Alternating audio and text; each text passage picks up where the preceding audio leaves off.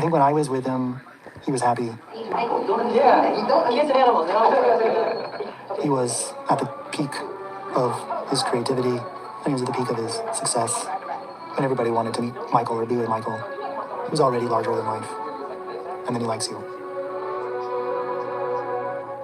He was one of the kindest, most gentle, loving, caring people I knew. He helped me tremendously. He helped me with my career. He helped me with my creativity, with all of those sorts of things. And he also sexually abused me for 7 years.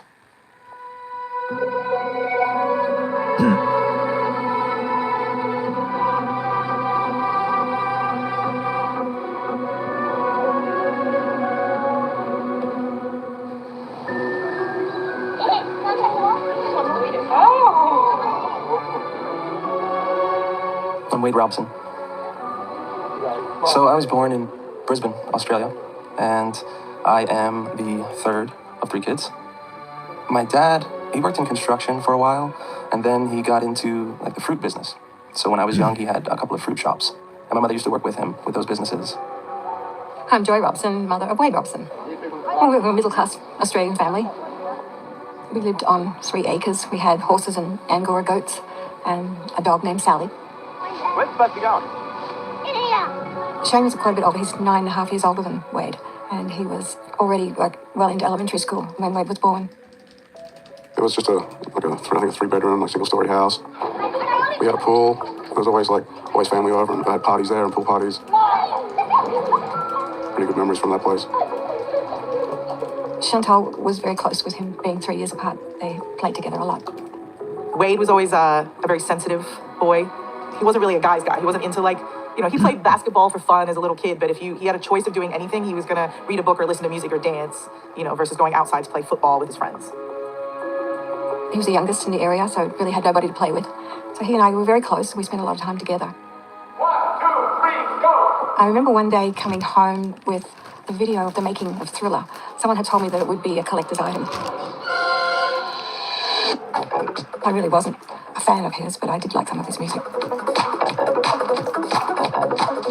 Once I saw that tape, everything changed for me. The music, I couldn't help but move to it. Kind of set me on fire. Just made everything tingle, and it was so exciting. I remember just watching the tape over and over again, pausing, rewinding. I would just try over and over and over again to really perfect the complexities of Michael's movement.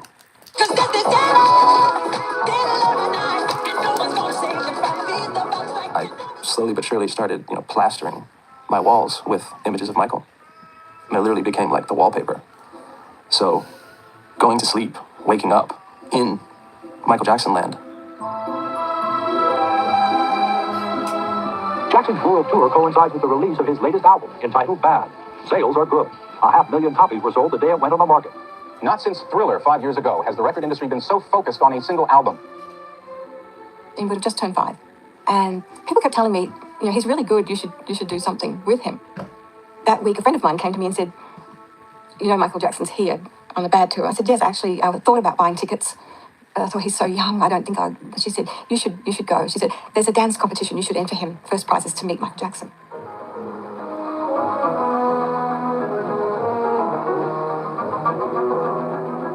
The competition was only like a week before the concert, and he went into the heat, and they were held in the Target store. He had his little hat on, his little Bad outfit. My hairdresser had made it for him.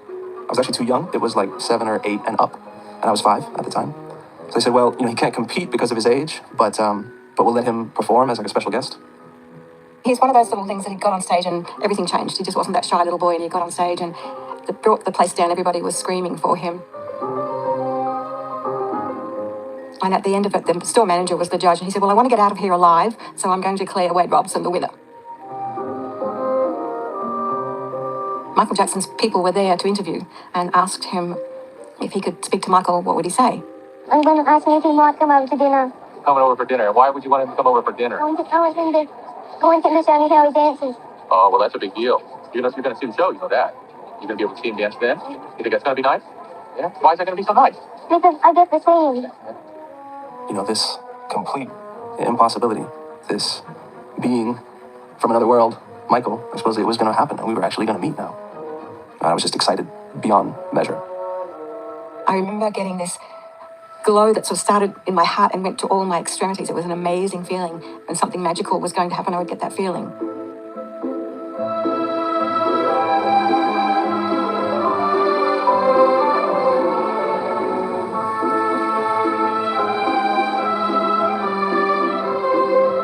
I'm James Safechuck. I grew up in a little town called Simi Valley. I was pretty happy and pretty outgoing, kind of a performer, I guess. My father worked at a rubbish company, so we had a family rubbish company that my grandfather started. My mom, she had a hairstyling business, and I remember being in the beauty salon as a kid. I'd hang out there while she was working and just sweep the floors. My name is Stephanie Safechuck. I'm Jimmy's mother. When I married Jimmy's father, he had 2 children. It came with a marriage. At the time, my husband had had a vasectomy, and I didn't think I could have any children. About 3-4 years into the marriage, I really wanted a baby. So my husband had it reversed for me, which back then, they guaranteed nothing. I was so fortunate to have a baby. I just remember having him and being overwhelmed, just crying over his crib, that he'll always be all right. He's my love. I have an older brother and older sister. They're much older. They left home early also, so I was alone. It was actually a friend of ours. Her daughter was in commercials and ran into my husband and Jimmy in the grocery store and said, "You ought to get him in commercials. He is so adorable," and gave my husband the agent's card. So I called the agent, and when she met him, she said, "He's money in the bank. I'll take him." So he did very well right away. Michael? Mr. Jackson? I met Michael on the set of the Pepsi commercial. I don't remember being a huge fan. I was probably more into like Voltron and Transformers. This kid wanders around backstage and he discovers the dressing room, and he goes in there and he sees the jackets and the hats and the glasses and all that, and I'm trying it on. And then Michael walks in and he says, Looking for me? They were trying to get my reaction on camera the first time I saw him. So first time I see him is actually the shot that they use in the commercial. He invited me into his trailer. This was exciting for Jimmy, and I didn't want to be in his way. I wanted Jimmy to have fun and have a good day. So I let Jimmy go in his trailer, Michael's trailer, with Michael's hairstylist and makeup artist, Karen. And I stayed outside. What she said to me was, "He's like a 9-year-old little boy." So that made me feel comfortable. How do you explain Michael Jackson? He's larger than life. There's no stars like that now, that kind of mega star. And everybody wanted to meet Michael or be with Michael. He was quiet and he laughed a lot at me and he's giggly. The stand-in, we became kind of buddies. And I looked at him and I said, "Oh, we're the luckiest boys in the world."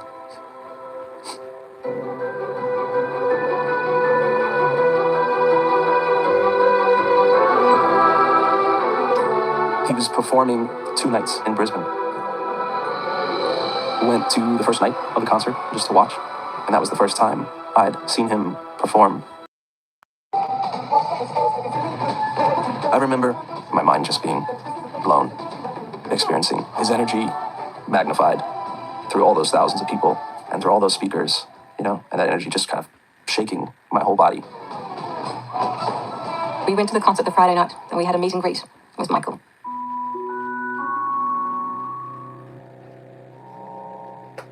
Here he was now, as, a seemingly real human being. He kept commenting on my bad outfit, how great he thought it was. And Michael said, "Were you at the concert tonight?" And we said, "Yes." He said, "I wish I'd known. I would have put you on stage with me." Stage mother and me kicked in. I said, "We'll be there tomorrow night," because they had given us tickets as well as a winner. So he said, "I'll see what I can do." Wade won a dancing competition this week on Thursday night at Intrapilli. He won the dancing competition. These are some of the photos of him in action.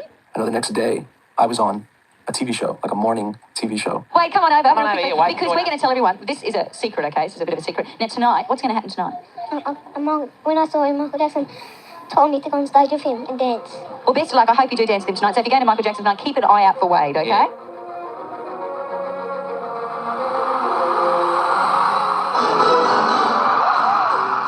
Music is still blaring and all the lights are going, this intensity. That was a wild sensation. Then all of a sudden, this huge black man came out of nowhere with a big top hat and took Wade out of Dennis's arms and told us to wait there and took him backstage. You know, being the curtains being pulled back, right, of kind of just the whole world behind the scenes, his world. Michael came up to me and grabbed my hand and just sort of gave me a signal like, you know, come on, like, let's do it. And I kind of look out at this sea of people, and then something clicked, and I grabbed my hat, you know, and threw it off and just started dancing. Like I was him, almost, for a moment. I mean, you know, the center of his stage with his audience.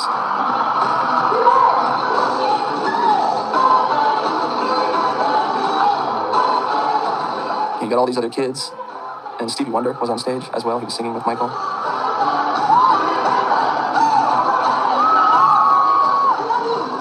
And then it was time for Michael to leave. It was the end of the concert, so he called the kids to follow him off stage. But Wade was so into what he was doing, he didn't see that, and he's still dancing. So Michael sort of walked away and realised Wade wasn't coming. He turned back and he laughed. Michael just clapped and walked off, and Wade suddenly realised everybody was leaving, so he followed them out. It was very cute. Each moment of that actual kind of eye connection was like a bit of shock to the system.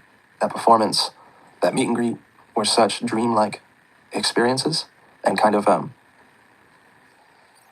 sensory overload, emotional overload.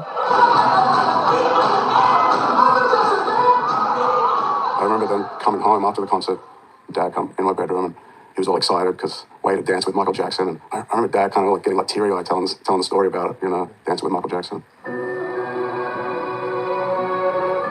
The next morning I wanted to bring in a thank you letter for Michael because this was his last concert. He was leaving Australia.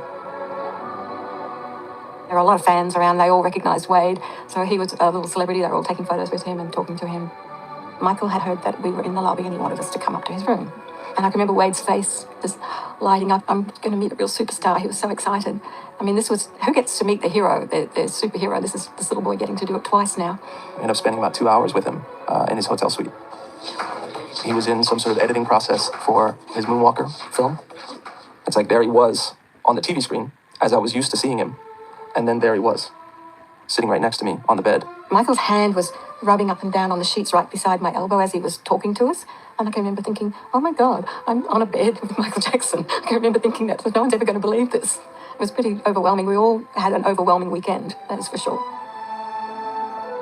This little Australian boy who had had this otherworldly, impossible experience of having this meeting with my idol and my mentor and my God, and like I'd been anointed, you know, some kind of way.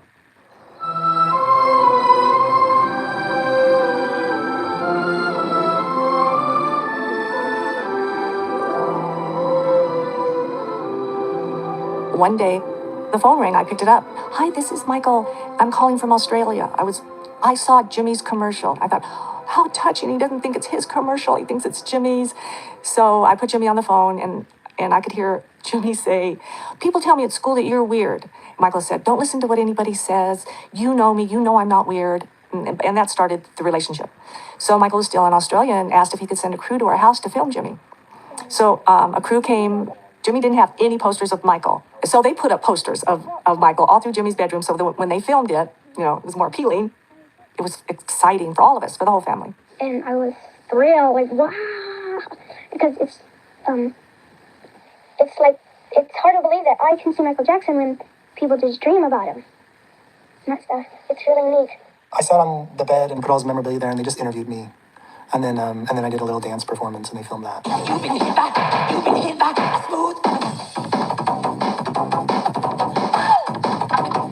Now that I look back on it, it's almost like an audition for him. He sends his film crew out.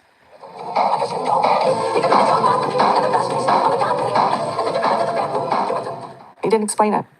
I just figured he's far away. This is part of how he can be with people. And he made it clear that he was very lonely. He didn't have any friends. And then his secretary or somebody called and asked if we would like to go to dinner at the Havenhurst house.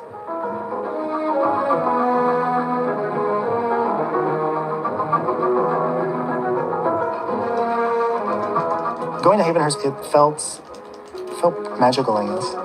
The house is beautiful. They had a recording studio, so we went in there and I think we saw his brothers, said hi. We had dinner and watched Batteries Not Included. He gets movies before they come out. So they had a little movie theater there.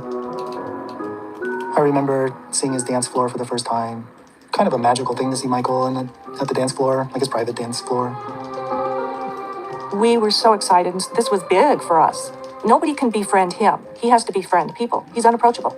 So for him to want to be our friend was, oh my God, how lucky are we? Mom and Dad, I think they were in awe.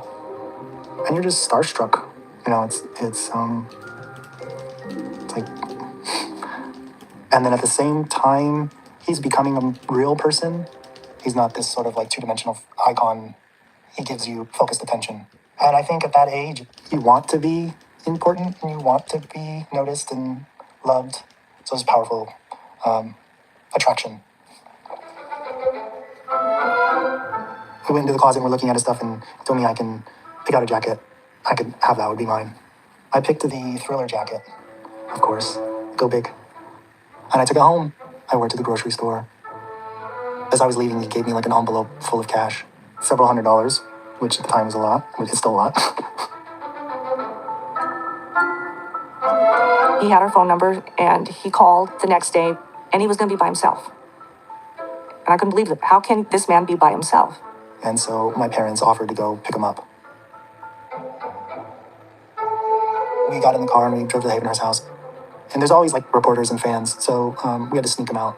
Michael was ducked with me in the back. Some people gave chase and we had to like lose them. And so I think my father was excited to like lose the reporters. He had to like, drive fast or something. And he came to our house and went through Jimmy's closets, went through everything, acted like a little boy, giggling. He watched movies and he ate popcorn. He loved popcorn. Michael would come to our house a lot. Michael and I would take walks around my neighborhood, just talking and walking, and it would be at nighttime, of course, so we could sort of hide. As soon as somebody noticed them, then the newspapers would be there. And I think I went to Havenhurst a few times. The more I would visit, the more sort of alone time you'd get with him. So I brought him some toys, and he gave me some gifts. It's more like hanging out with a friend that's more your age. So it feels natural. I came to feel like he was one of my sons by how he behaved. I loved him. He was a son I started to take care for. He would spend the night, I'd wash his clothes. At the time when I was thinking about, should we get Jimmy in commercials, I prayed to the Lord that if this is good for Jimmy, open the doors for him and let this happen. And if it's not, don't let it happen. Well, of course, the doors opened so quickly. And then when Michael would come to our house, I told this story to Michael about how I prayed about this before it happened. Well, Michael tells me, I prayed too. I prayed that I could have a friend.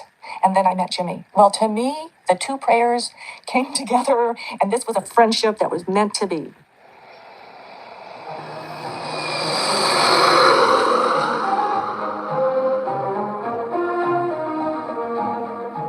I went to Hawaii with Michael for the Pepsi convention. The trip felt like an adventure. Rented out an amusement park for the night, and everybody went there and played. We were treated very nicely there. We went on a helicopter ride, which was nice. And I remember there were dolphins, and you could just go see them. I mean, we're from a small town, so this is bigger than, I think, anybody's expectations. I wanted them to have fun, and I wanted my son to be happy and have a good time. So I stayed my distance there in Hawaii during the day. The hotel was beautiful, of course. And I remember really wanting to stay in the room with him, and my mom wouldn't allow it at the time. I didn't think it was appropriate for my son to go sleep with him. I knew he was a kind man, and he was doing everything to make our trip there as good as it could be. But, you know, that it didn't feel, it didn't feel right. You don't go sleep with somebody else that you don't really know. And Jimmy was, please, Mom, please, because he loved Michael. But no, I wouldn't let him. But made sure I had my meals with him and that Jimmy slept with me. And that's how it was the first trip. I remember the plane being quite empty. And I did this mock interview with him. He said I could ask him anything I wanted. We're in the air on our way home from Hawaii. Thousands of feet in the air on this DC-10. I've had a wonderful time with Jimmy. Are you kidding? Sure. You can ask anything. I was just playing reporter. And he never gave interviews. So it was kind of like, sure, you can interview me, but nobody else got interviews. So it was also a big deal. How did you like Hawaii? What was your best thing? My best thing about Hawaii? Being with you. How do you feel about performing and stuff? Do you like it? I love performing. It's the greatest thing in the world because I feel at home on stage. I could live on stage. I'm the most happiest when I'm on stage and when I'm with Jimmy and Safe Chest. But the best commercial of all the Pepsi commercials is the one that you and I did. I'm not just saying that. That's the best one. Because it has heart. Every time I see it, it makes me smile. And I hope to be you all's friends for a long time. Goodbye, signing off. Bye. And it's hard to listen to. You can hear like the infatuation and how much I was attracted to him, and then also his like really his attraction to you for like making you feel special.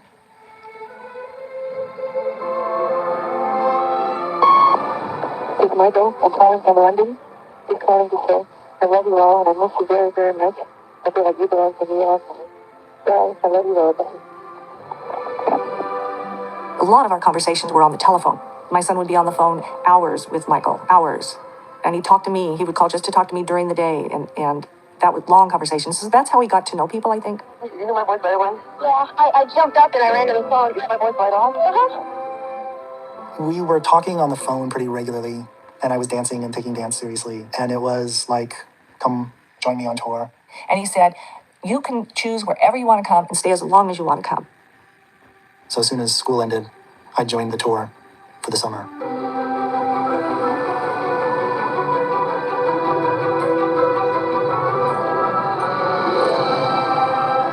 My mother went. My father would join whenever he could, but he wasn't there the whole time. He flies you first class. You have a limo waiting for you at the airport. Amazing. You know, it's the life of the rich and famous. I came on at the end of the song Bad. They would pick kids out of the crowd during the show, and then I'd lead like 10 or 12 kids out. I had a bad outfit on that was just like his, and so I would dance. We like side moonwalked and did a few moves together.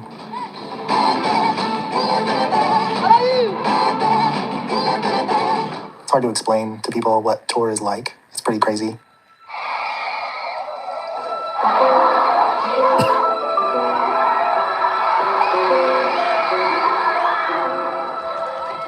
The excitement of him just walking from his car, from the hotel to the car is insane. People are shoving you and snapping pictures and holding on to the door handles and being dragged by the car. They're crying, and it's a unique experience. That level of star power.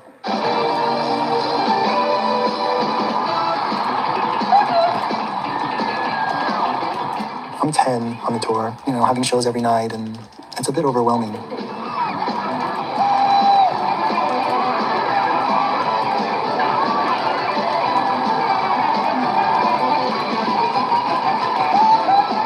There's all these sort of amazing moments on tour that you don't get in normal life.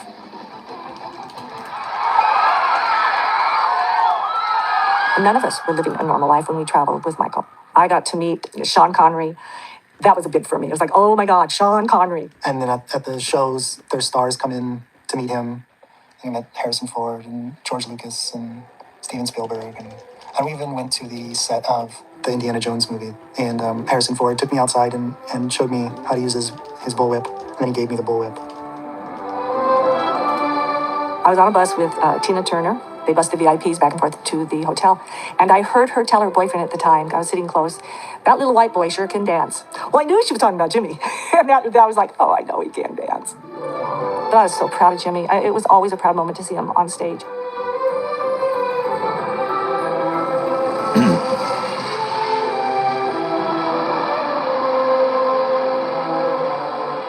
By that time, you were already best buds. So it's like two friends going on an adventure or something like that. You're not going off and doing normal things people do when they travel. So you spend a lot of time just in the hotel room with him. And the hotel rooms are, you know, the president's suites, so they're quite large. So there's lots of room to play, and you just grow closer. I remember we would fall asleep together, and then when I wake up, he would be in another room, and I would be hurt that he was in another room. And so I'd ask him to stay. It seems like it was a natural thing that happened. My husband and I had to have said, yes, you can go sleep with Michael. In Paris, he introduced me to masturbation, and that's how it started. Michael and I were in his room. He set it up like, I'm going to show you something that everybody does, and you'll really enjoy it. So it was like he was teaching you something new. And I remember my penis swelling up because I did it so much that first time. I must have done it a few times. And so I remember dipping my penis in warm water. Michael filled the cup up with water so I could pee. It was hard to pee. I don't have any unpleasant memories other than not being able to pee. It felt like you were bonding in a way. The tour was the start of this sexual, couple relationship. He was with Michael 24/7. I would go visit Jimmy, make sure he was okay, but Jimmy was always, you can go, Mom, you can go, Mom. He didn't want me there. I missed him. I really missed my son not being with him. Michael would like it if you would bend over and, spread open your cheeks. That's what he liked. And then he would masturbate. And he liked, if I rubbed his nipples. So we would do stuff, and then in the end, when he wanted to ejaculate, he would finish himself. Our room started to get further and further away from Michael's room. And when I asked about it, we weren't even on the same floor now. I asked in Paris, and I asked about that, and they said, we couldn't get you a suite close to Michael. No suites available. This is where we could get you the nicest room. Okay, that made sense to me. So okay. But in Germany, we were really far away from them. And same thing. We couldn't get you a suite near them. He would run drills with me where we'd be in the hotel room and he would pretend like somebody was coming in and you had to get dressed as fast as possible without making noise. So not getting caught was a big, just kind of fundamental. It was very much a secret. And he would tell me that if anybody found out, his life would be over and my life would be over. And that's something he tells you over and over again.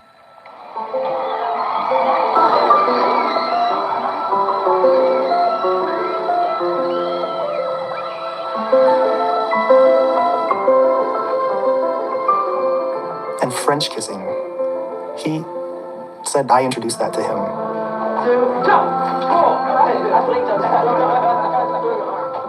And it evolved from French kissing and then kissing different parts of the body. And then finally kissing the genitals. He started with kiss it, can I kiss it? I remember one time I was sleeping and I woke up and Michael said that he had performed oral sex on me while I was sleeping. And I was like, oh, okay. I wanted to know what's going on in the room. My son doesn't know this.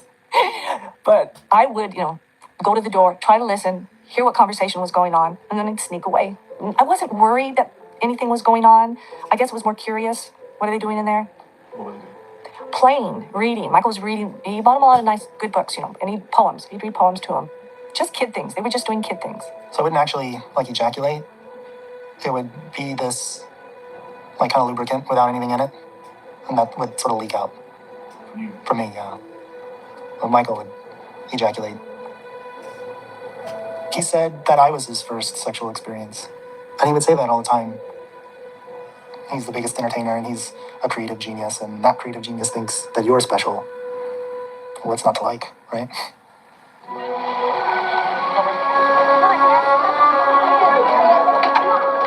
Michael would always hold Jimmy's hand, and he said, would you talk to Jimmy about holding my hand? If people are going to get the wrong impression. You know how people think.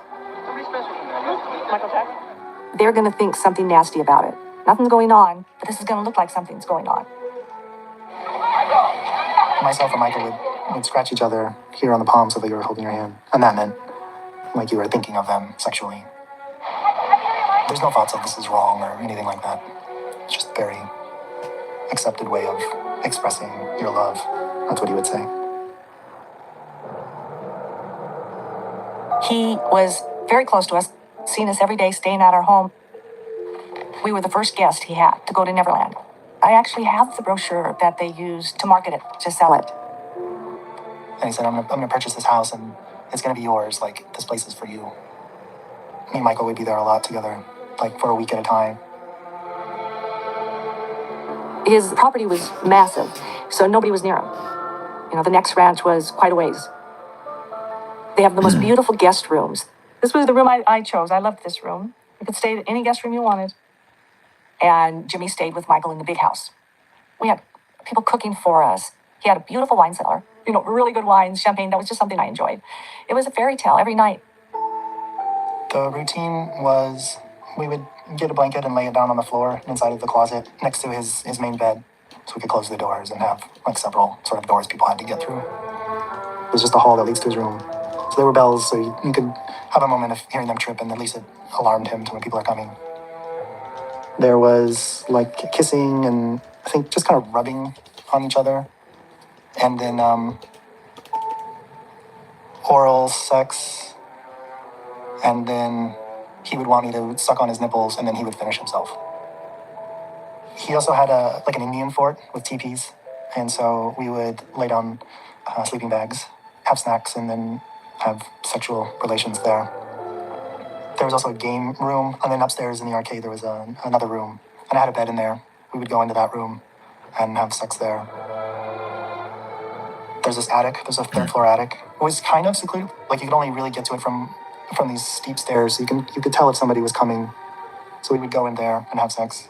There's toys everywhere, things to do. So they just kind of mix together.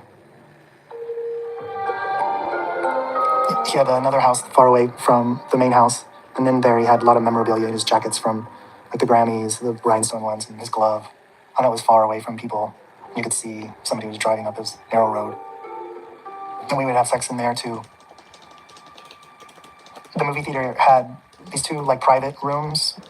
Had big glass windows so you can see the theater. And so we would have sex in those rooms. That was a bit dangerous. There's a bit of excitement there. So I didn't tell him I was coming, and the door was locked. And so you have to knock loud because the movie's on.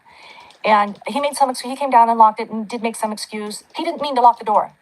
He didn't know the door was locked. That's what he told me. He was in there with Jimmy. They were in the bed. They were clothed. Still didn't think anything. There was a castle in the theme park, and upstairs had a bedroom. You could see if somebody was coming. It had just a small bed. So up there we would have sex. The pool and the jacuzzi. Oral sex. Holding your breath and then going down. Kind of like a game. At the train station, there's a room upstairs. And we would have sex up there too. It would happen every day. It sounds sick, but it's kind of like when you're first dating somebody, right? You do a lot of it. So it was very much like that.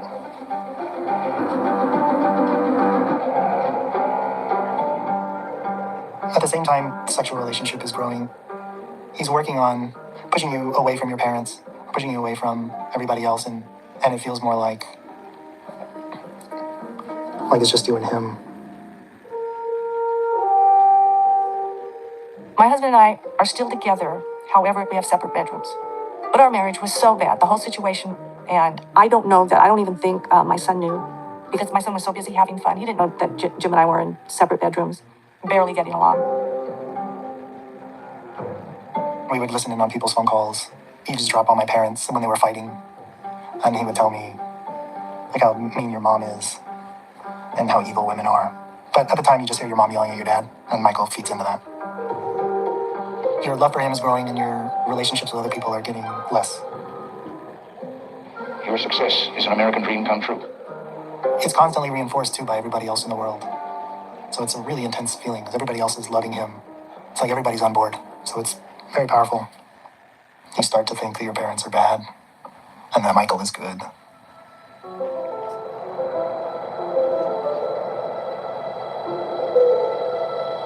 We may not have Michael Jackson on the program tonight, but we have the next best thing, Wade Robson. Joy and Dennis Robson are suitably proud of their son. It's really amazing because everything he does, we haven't taught him anything. The act that he does is all himself. Nobody has taught him anything. I started to like Michael, and I started copying the moves, and that's how I started dancing. I mean, if he wanted to stop, there'd be no pressure. Fine, if that's what he wants to do, that's fine. What do you want to do when you grow up? I want to be a star and keep everybody happy while I'm doing it.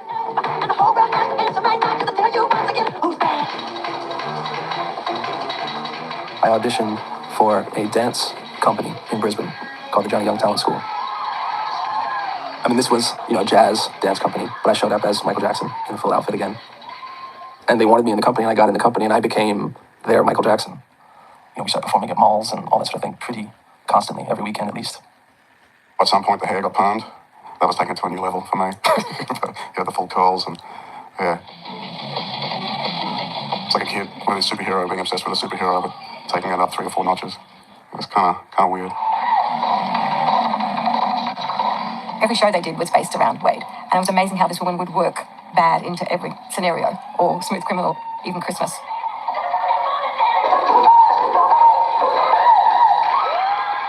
And then they announced that they were all going to dance in Disneyland for Australia Day. Because it was a big America trip, obviously my mom and my dad were going to go, and then my grandparents came as well. My name is Lorraine Jean Cullen, and I'm Wade Robson's grandmother. He used to copy all the latest steps that Michael Jackson did. Forever dancing, wouldn't matter where he was. It wasn't my sort of dancing, for sure. But we just all went on the plane together, and we went over to Disneyland.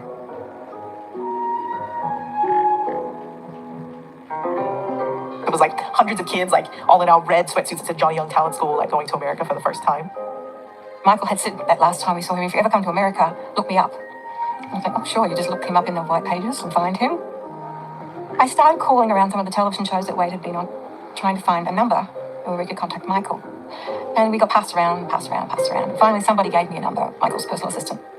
So we called her, and she said, oh, let me talk to Michael, and I will call you back. So she did. She called back and said Michael remembered Wade and wanted to meet us and asked if we would meet him in Sherman Oaks at Record One, where he was recording his new album. The impossible. You don't just come to America and start calling some numbers and get in contact with Michael Jackson somehow, and then you're going to see him again. That was just not a normal scenario. My mom, Wade, myself, and my dad all went to Record One, and that's the first time that I actually had met Michael. He was doing some sort of photo shoot kind of in the lobby area. My mother, father, and sister got in for a sort of group photo with Michael, and then he and I took some shots alone. I was in a full custom Smooth Criminal outfit. We showed him some tapes of dancing performances, things I've been doing over the last 2 years that he wanted to see. I think it was a Friday. And he said, do you and the family, do you guys want to come to Neverland for the weekend?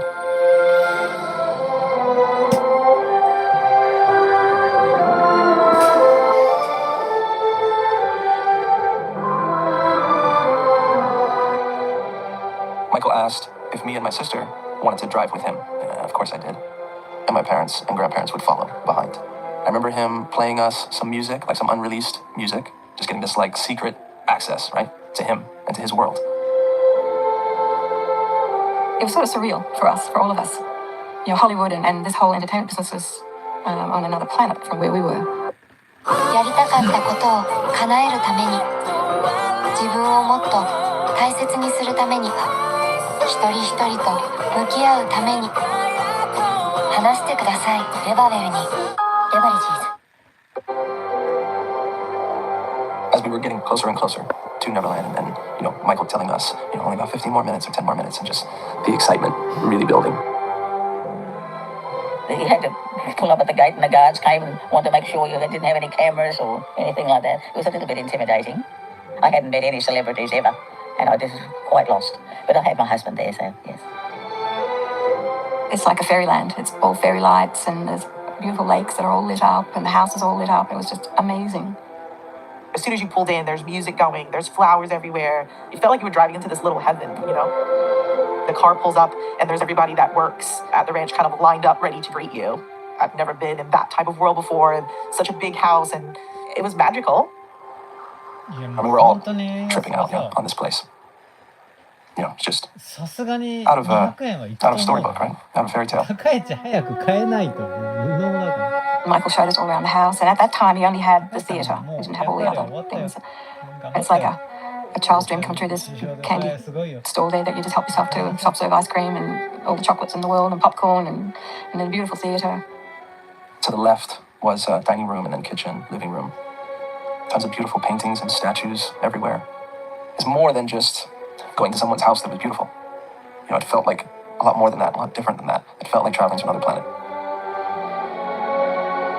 And then we all came back to the guest units, and Michael came back with the children. They'd been looking at some other things, and they came in, and they asked if they could stay with Michael for the night. The guest quarters is a separate building, essentially kind of across from the main house, with about, I think, 4 like hotel rooms. You can stay in the guest quarters with your parents or father, or if you want, you can stay with me in my room. And I was like, I want to stay with Michael. So we thought, oh, okay. We didn't seem to think anything of it. We just thought that's fine. And Chantal was with him as well.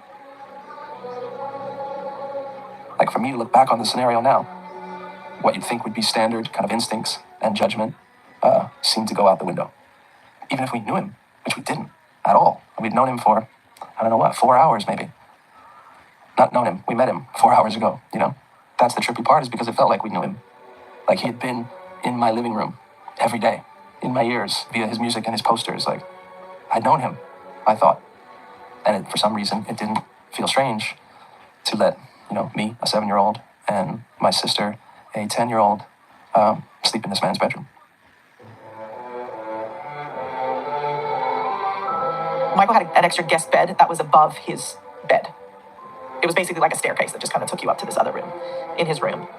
And so he said that we could stay in his room in that guest unit if we wanted to. And of course we were like, please, can we, We went to his bedroom and sat on his bed and talked to him. And he had a train running around the bed, electric train running around the bedroom. And he was just like a child, yes. There was pillow fights, and just having a blast. Like, no rules. Like, you can't get in trouble, And we were just kind of all hanging out in Michael's bed, in the same bed with me, Wade, and Michael, and just watching movies and watching videos. And then at some point, we just knocked out, all 3 of us, on his bed. Yeah, and that's as much as I remember that first night.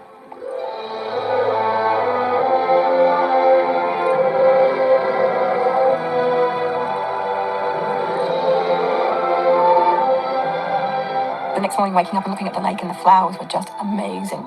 And my mother said her first thought was, oh my God, I've died and gone to heaven. It was just so beautiful. Here we go, like a day of adventure, right? It was a lot of just silliness, sort of like that, chase each other and, big water fights. It seemed right away like he was family. It was like being with, like, a brother. We kind of loaded up in a couple of golf carts, and him driving us around and showing us everything, right? So this is the first time of seeing the arcade. We walk in and flip a switch, and boom, the whole room comes alive, right? One of the most amazing things that I could ever experience and have total access to, just go play whatever I wanted to, and how excited Michael was to kind of watch me react. He was fascinated with Wade. He said that it's like looking at myself in a mirror. I'd see myself all over again. So that was something to hear that. That was pretty impressive. And this little boy was just living the dream. He really was. The theme park, which wasn't as extensive then as it became, but still a theme park in someone's house, seeing my mother kind of just high and giddy and playful and like children. And then onto the animals, right? Chimpanzees, giraffes, elephant, tiger. Then it was bedtime, and it was just kind of unspoken, like it was set up already as to how how we slept last night.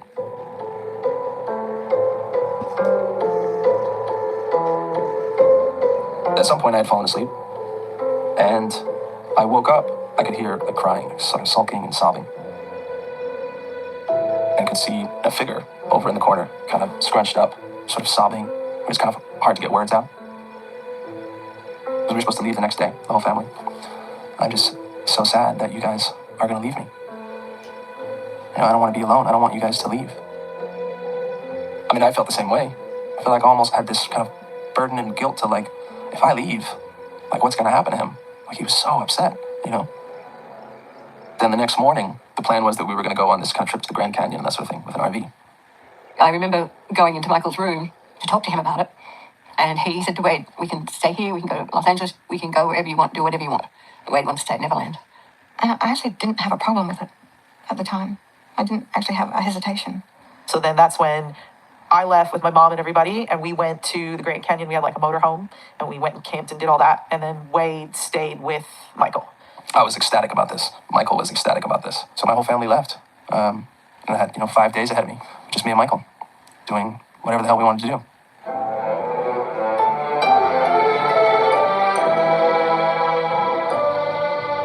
There were no cell phones or anything like that. So, my parents had, once they left, they had no direct access to me at all. They were really far away in many ways.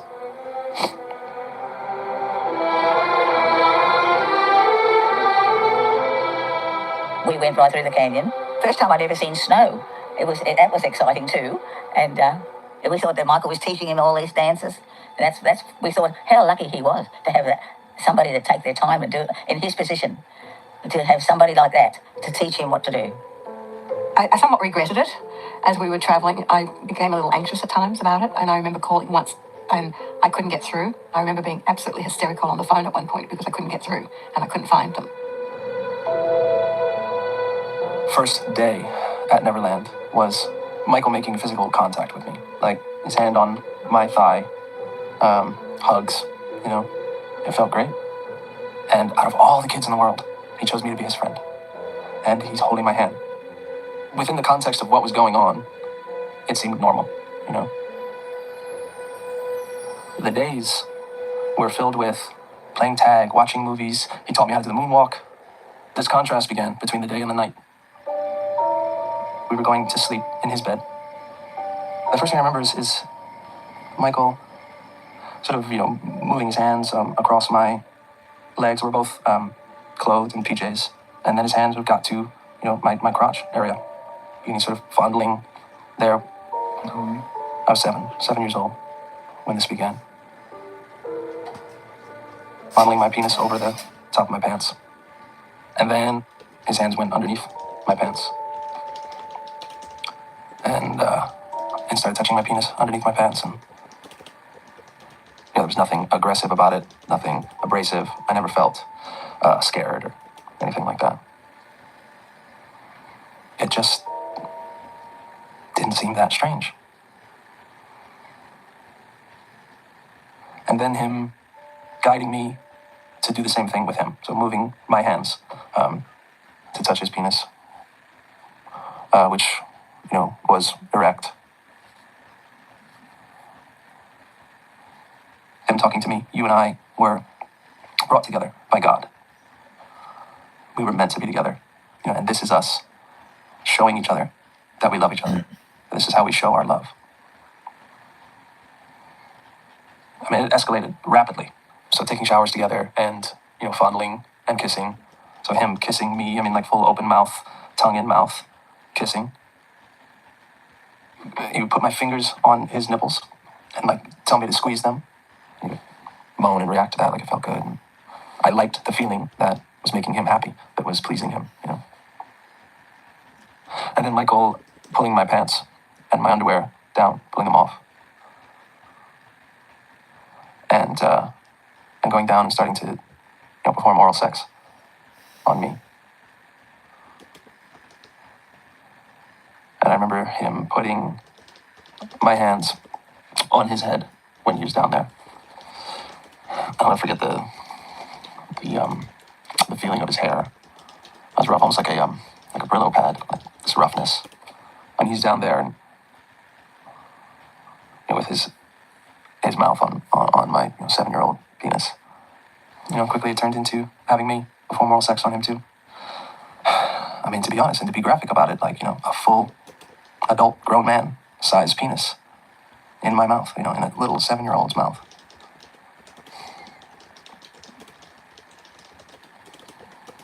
He didn't ejaculate when he had me perform oral sex on him, but he would masturbate in front of me. He would have me kind of go to the corner of the bed, the far corner of the bed. So he'd be laying back on a pillow and have me go to the far corner of the bed and be on all fours and have me sort of just bend over my knees, so he could look at my anus while he was masturbating. And I was just kind of on display. And then periodically through that, he would kind of come up and stick his tongue in my anus. Right in front of me, there was this big, kind of elaborate Peter Pan cardboard cutout. So it's like I was either looking back at him, masturbating, or looking forward at Peter Pan.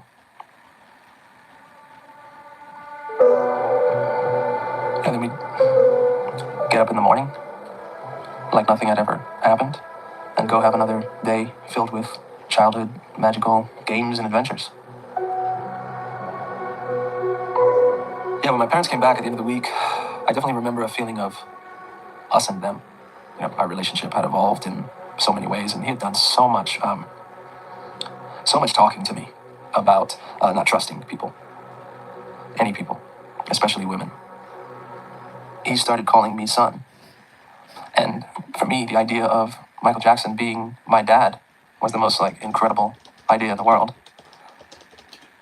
Yeah, I didn't have anything against my dad, that's for sure. But Michael was just too big. That fantasy was just too good to turn down. And then the following week, we were supposed to be going to San Francisco. And Wade didn't want to go, he wanted to stay. Michael was actually going back to Los Angeles for the week. But he invited us to go with him. So Wade and Chantal and I went to LA with Michael, and Dennis and my parents went to San Francisco for the week.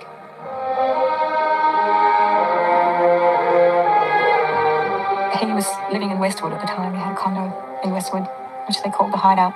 I remember walking in there and there was statues of Shirley Temple and posters everywhere. It was a really interesting place. Childlike. Shopping. I think that's when that really started. We would go into the record stores. And I remember Michael just filling up a whole cart full of records and CDs, and we were allowed to put whatever we wanted in there. Every time we entered a place, look around and get anything you want. Get everything, you know? Normally the experience was you go into a toy store and it's you can get one thing, you know? And now this was grab a cart and fill it up.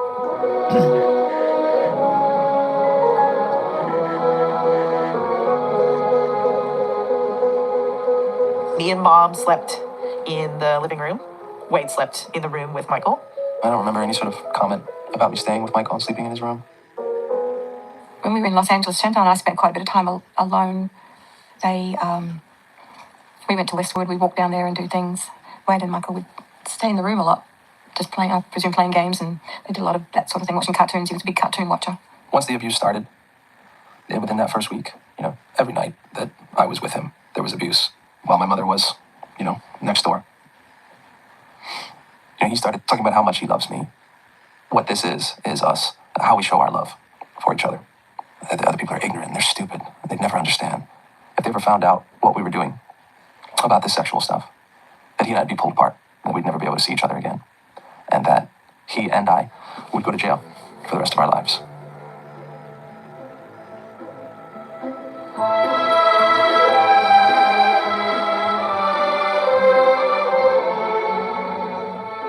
You do feel sorry for him. You honestly believe that this is a lonely man and that we can help make him happy. Us who are just nobodies. We couldn't believe that he would want to hang around us in this tiny little house. And he'd walk in the house and he'd walk in the front door and he'd go, "Oh, the safe chucks." Like he was at home, full armed up, acting. "Oh, the safe chucks." That's how he felt about us. You go from your normal lifestyle, day after day, everything's the same, to this big star calling your house, wanting to come to your home and have dinner in your home, wanting to spend the night in your little house. He could be anywhere with anybody in the world, and Michael wanted to be with our family. This was all so overwhelming and like a fairy tale. And I got lost in it. And I know my husband got lost in it too. You're just fully in love at that time. When I wasn't with him, I was always thinking about him. It just feels like the greatest thing when he calls. He'd come over, we'd spend the day shopping and hang out, or he'd spend the night. Or I would go to the Hideout in Westwood and spend a few nights there. So we were this married couple.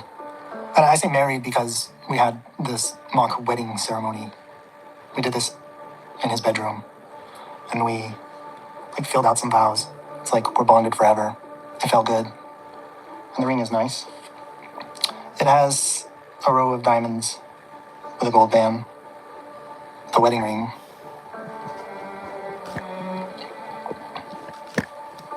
It's hard to go back to that moment. I was really into jewelry, and he would reward me with jewelry for doing sexual acts for him. He would say that I need to sell him some. so that I could earn the gift. You know, I like jewelry, and I liked it as a kid, and I think that something that I enjoyed was used against me, so I think that causes discomfort. It's still hard for me to not blame myself. This piece of jewelry is like a Rolex ring with a diamond in the middle. My hands are shaking just holding them. We would go buy them at jewelry stores, and we would pretend like they were for somebody else, and like for a female, but we'd pretend like my small hand fit whatever female we were buying it for. Yeah.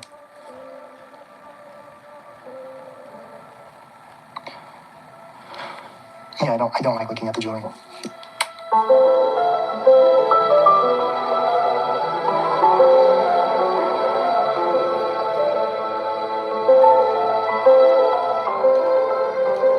I left Australia as this young fan of Michael Jackson and came back Michael Jackson's best friend. His lover. Yeah, and his lover. Trying to adjust back to reality was hard. I was back in school. The thing that I think made it okay was that the contact with Michael was constant. We used to spend hours and hours and hours on the phone.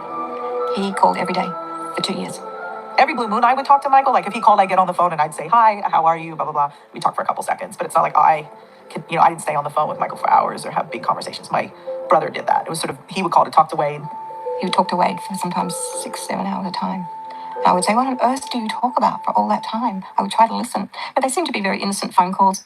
He told me that I was going to be this massive film director, bigger than Spielberg. He was telling me to keep working on my dancing, keep training. You're going to come back out here soon, and you got to be ready for us to change the world. If I was at school, it's hard to focus on the work, because it was like, when I got off of school, when I got home, I was going to get on the phone with Michael Jackson. He used to call me Applehead. I would call him Applehead sometimes. And then he started calling me Little One. I don't know where it came from, but that became my name from him, Little One. It came with a song that he would sing to me, like this kind of lullaby. Has anyone seen my little one? And then he would say, my little one is here. Yeah. I mean, it just felt really cozy. It felt really endearing.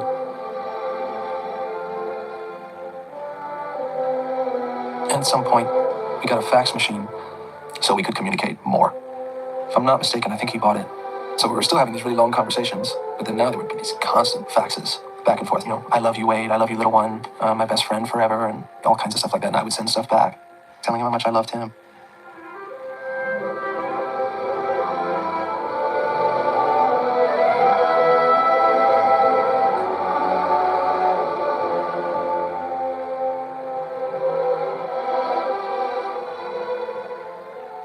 We'd get home and the whole living room would be filled with faxes, like all over the floor, everywhere.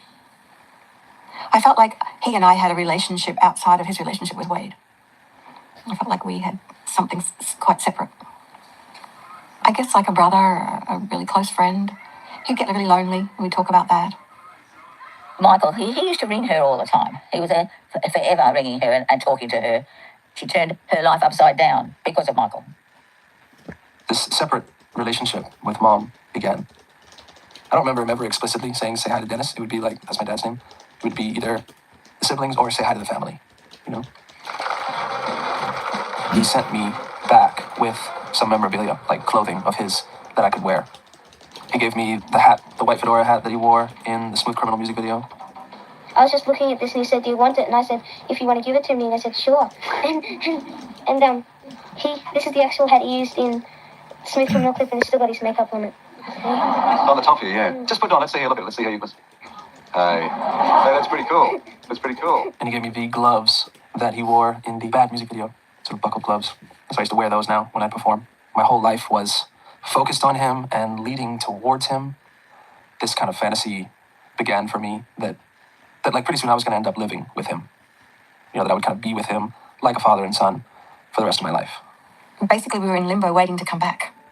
And it took quite some time before we actually got around to bringing us back again. He was doing a photo shoot, a campaign for his new shoes for LA Gear. And he saw that as a great opportunity to bring me out and to put me in the campaign. So my mother removed me out of school. It turned into a 6-week trip. Our flights and everything were paid for.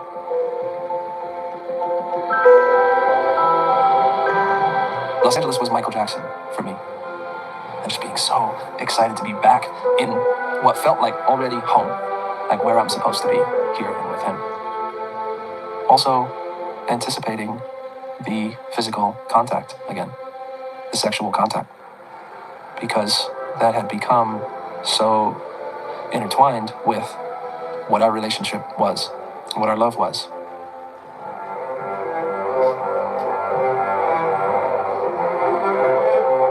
I have some really, really happy memories from Neverland.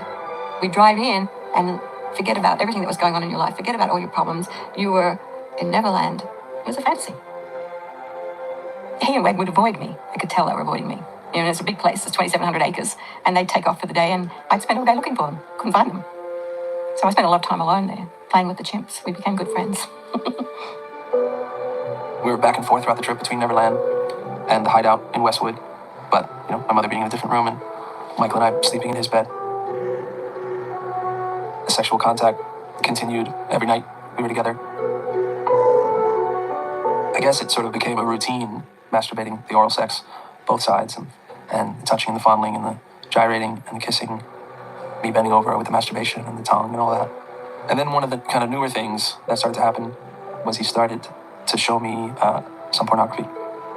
Pretty graphic, heterosexual porn, you know, oral sex, full penetration, anal stuff. It seemed like he liked it, that Michael liked it, so I wanted to like it. It was the first time he showed me some video porn. And this was, you know, full oral sex and ejaculation in the mouth and the face, all, you know, all that stuff, full graphic. I remember that affecting me internally, you know, even more than the photographic porn. I remember that feeling in my stomach being really heavy, like a nervousness. I just didn't really know. I didn't know how to deal with it, you know?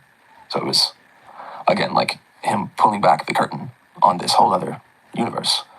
But this one wasn't so fun, you know? When I was 7, you know? He just came across as a loving, caring, kind soul. So it was easy to believe that he was just that. It was coming to time for us to leave, to go back to Australia. And I was at the hideout with Michael in Westwood. And Michael said to me, will you leave little one with me for a year? I was on board with this. I wanted to. Are you kidding me? Like, be able to live with him for a year? It was like the most incredible idea I'd ever heard. I was stunned and said, absolutely not. He said, I would do wonders for his career. I could work with him. We could do so much together. It would be just absolutely wonderful for him to stay here with me. I said, Michael, he's my child. He's 7 years old. I'm not going to leave him with you. And a sort of like a tug of war started between Mom and Michael. We went through this for a couple of hours where I tried to explain to him that it wasn't going to happen. And after it was all over, he looked at me and he said, I always get what I want. And I said, not this time. I said, I will share Wade with you, but I am not going to leave him with you. Michael asked, like, well, okay, then you've got to let me have him for, 4 or 5 more days, or a few more days to prepare him to leave. I remember at some point getting a phone call and Mom saying, oh, we're going to stay longer, you know. And it's like, what the hell's going on? You know, pretty kind of disturbing when your mom and brother just, you don't know when they're going to come back. He really amped up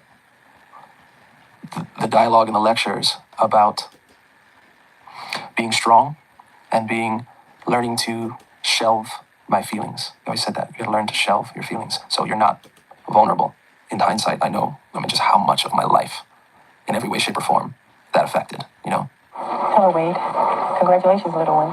Today is your birthday. I don't celebrate birthdays, of course, but I thought I would take this moment to say congratulations on the day that you were born. And in my opinion, you should spend this day with your mother and your father who conceived you. You should be giving them the presents and being thankful that they brought you into the world. And the future is yours, and you can do whatever you want. So congratulations. I love you. Goodbye.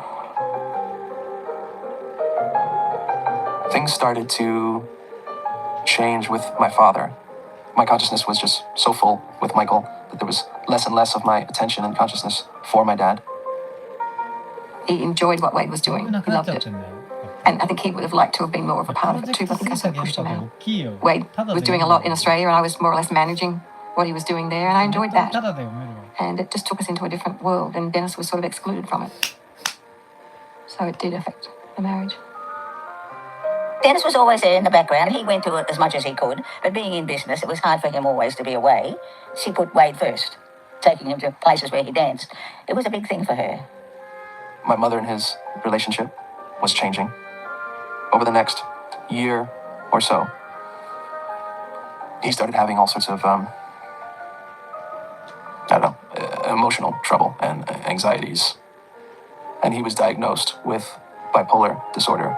I have memories of my dad fighting with my mom, and I remember my dad at one point saying, you're talking to lawyers and you're trying to get out of here. I know you are. Wade had been working pretty regularly in Australia, but there was only just so far he could go there. He could be the big fish in the small pond, but I felt if he was really going to succeed, he needed to move to the United States.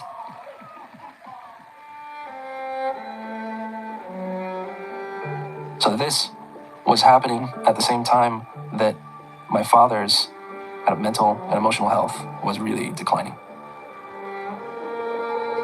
His mood being more unpredictable. It's like he was just like drifting further and further away from me. It kind of become like the Wade and Mom show. That's when I really noticed Dad starting to go downhill, with his mental state. She definitely was not the mum that I grew up with at that point. She was very determined to go on this new life. It wasn't so much about the family anymore. It was about getting over there, starting this new opportunity for Wade, which, in reality was opportunity for Mom as well. And when I kind of look at things in perspective, it was probably Mom's chance, the easiest way for her to maybe get out of her marriage. I had a diary that had just a quote for every day, and it said something like, "Today is the first day of the rest of your life," something like that. And suddenly I thought, I'm just going to go. I'm not going to wait any longer. Michael, he encouraged her to go over there. Yes, it was his decision. He made the arrangements for where they could stay when they got there. He did all that. Yes, he was to blame. He's to blame for a lot of things that happened in our life. I had a choice, but it was sort of obvious that I was going with my mom. And I remember my dad just saying, "Please don't leave," to me. And he just said, "Please don't go, stay with me." And I remember I saying, "Dad, just don't ask me that. Like, Dad, don't make me choose." Like, that it was just obvious that I was going with Mom, Beyond whatever was going on with him mentally, almost his whole family was about to leave him. I'm sure for my father, it felt like, there's no way we were ever coming back.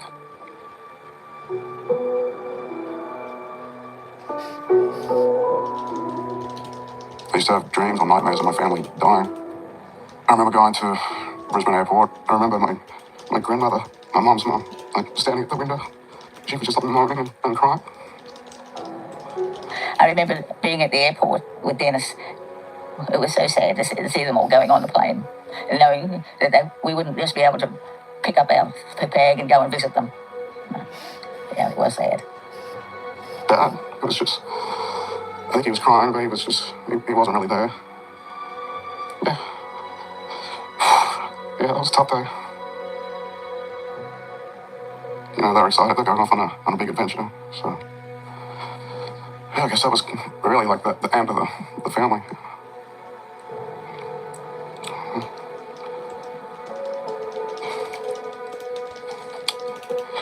Sorry. I left my eldest son, Shane, my husband, my parents, 2 brothers, cousins, big family. And it's funny, at the time, I really did not think about any of the long-term ramifications. I was so caught up in everything. I remember my father looking me in the eye at the airport and said, "Have you lost your mind?" And that has stayed with me for 26 years. Because there's many times I look back and think, yes, I think I had.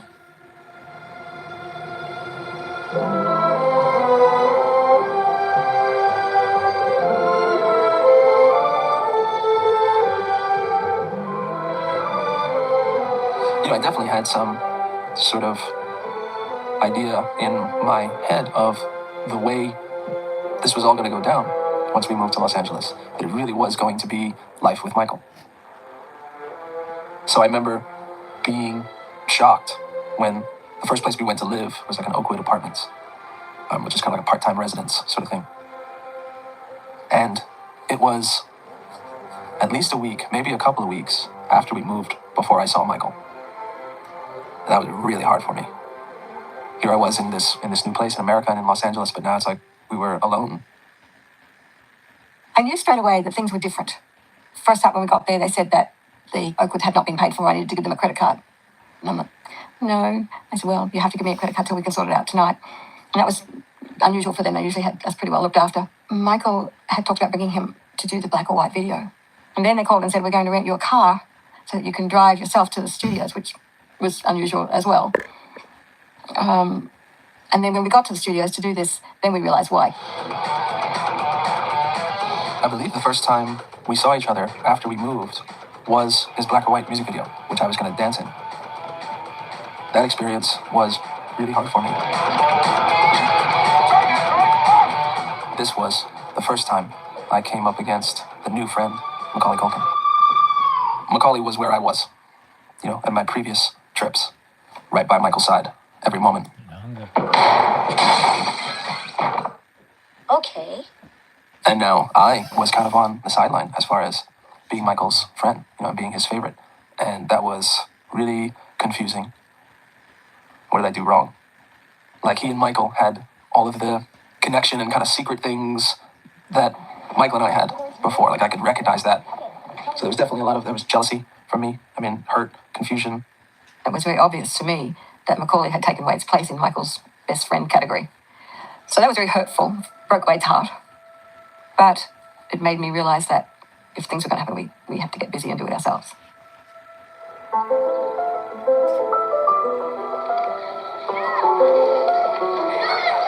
By then, I wasn't really hanging around him much. It was more like he would call every few months.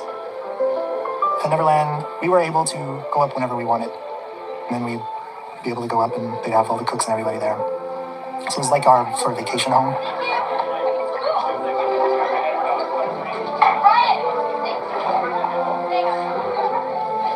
And at the same time, he started introducing alcohol. ここも買える。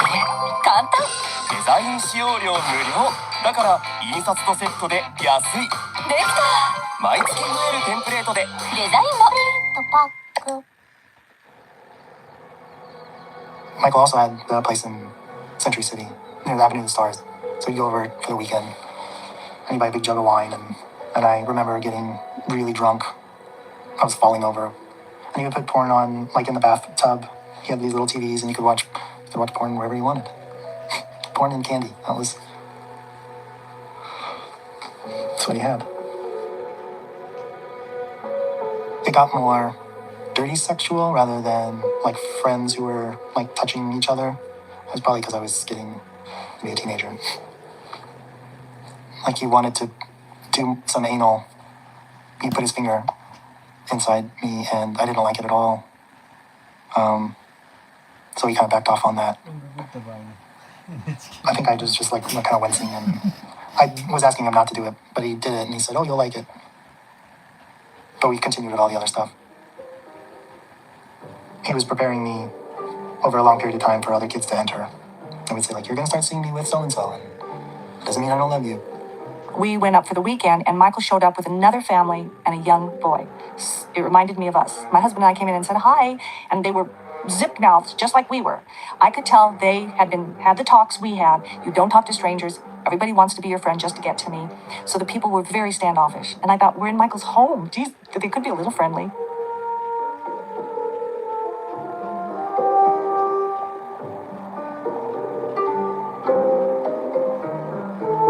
There was one particular boy who sort of entered and replaced me. And so I saw him grow closer and closer to that boy. And I was pushed out more and more. And that was really difficult to handle. There was like a lot of jealousy and hurt.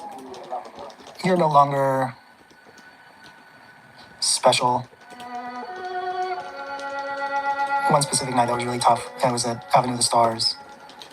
I was spending the night there, and the boy was there. And the boy would sleep in Michael's room, and then I would sleep downstairs on the sofa. It was like being cast out.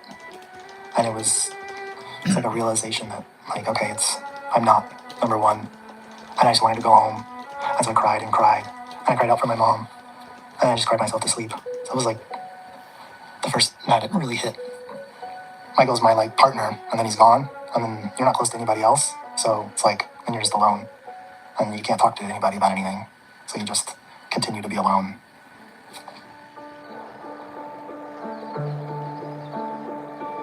I would say like in that first year of living in LA that I saw him maybe like 4 to 6 times, either at his Century City apartment or back in Neverland.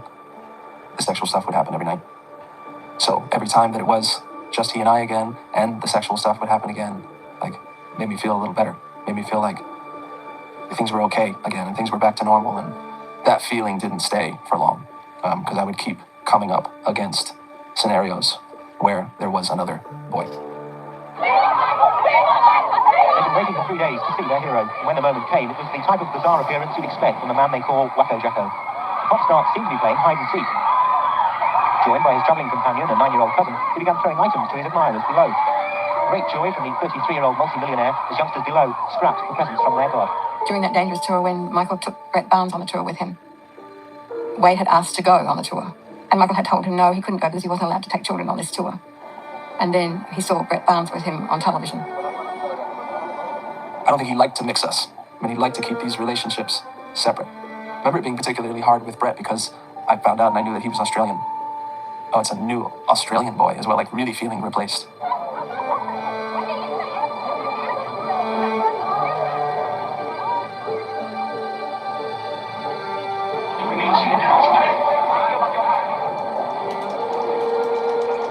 Michael had told him that he would call him, and that little boy would come home every day and sit on the couch and wait for that phone call. It just didn't come. He wasn't calling. And it broke my heart to see him waiting for that call. All of the dreams and plans that Michael was selling me and my mother from day one of that first trip, this partnership we're going to have, didn't seem to be like something that was going to really happen. After a while, I realized there was a pattern. Every 12 months, there was a new boy in his life.